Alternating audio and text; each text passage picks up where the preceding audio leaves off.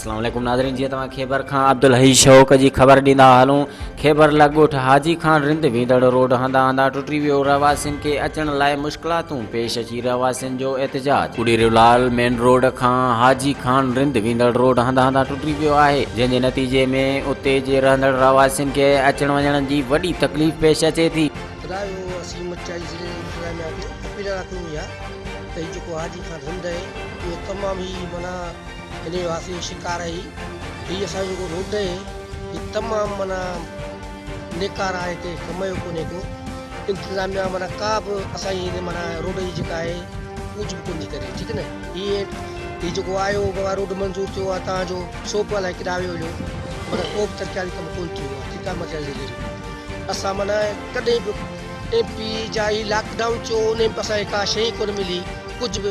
असीं रफ़ीक ज़मा हेॾा चऊं, रफ़ीक ज़मा जेको आहे न हमेशह AC वारी गाॾियूं पिया हलनि, PP सां सदाईं PP वोटंदा आहिनि, पर कॾहिं PP असांजी पोइ वारी कान्हे कई आहे। रुगो AC गाॾियूं पाण वॾा माण्हू अचो घुमनि, असांजी का ग़रीबनि जी पोइ वारी कान्हे का। असीं रुगो जीअं भुटे में ख़ुशि आहियूं, सदाईं नारा माण्हू जीअं भुटो बसि। असांजो केरु पोइ वारी कोन थो करे। मरियो था वञनि 12 महीने जी इलेक्शन थी थिए पोइ असांजे फाता ते अचनि था, फाता था कनि। बाक़ी हूअं असीं यादि कंहिंखे बि कोन्हे। बाक़ी तमामु असीं माना हीअ जेको असांजो रोड आहे हाजी खान रिंद उहो अली मोहम्मद ख्वाजा इहो माना हासिल शिकार आहे, को तरकारी कमु कोन थो थिए।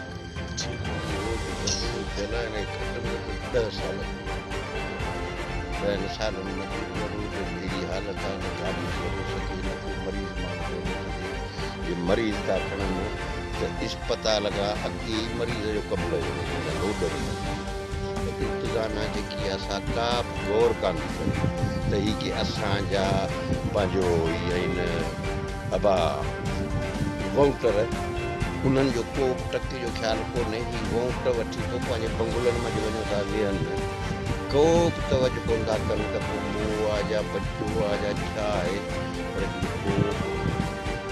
ग़रीब जो को ख़्यालु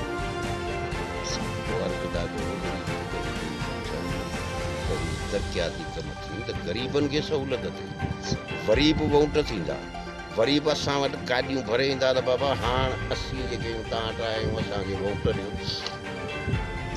ॿियो कमु हूंदो त केरु वोट ॾींदो? पोइ त पंहिंजे मर्ज़ीअ जो मालिक आहे न, जंहिंखे खपेसि हुनखे वोट ॾे। उन जे लाइ असीं अर्ज़ु था कयूं जेको बि असांजो MP आहे उनखे त साईं हीअ तव्हां तरक़ियाती कम जेके शुरू कयो, सॼा ख़राबु थिया पिया। तव्हां ॾिसो त अची त रोड त हालत कहिड़ी आहे, तव्हां ईअं ई कोन अची सघंदो। अचनि पाउदेरो ख़ासि वाटर डेरो लाल गिदरी टेशन सूधा माण्हू था अचनि।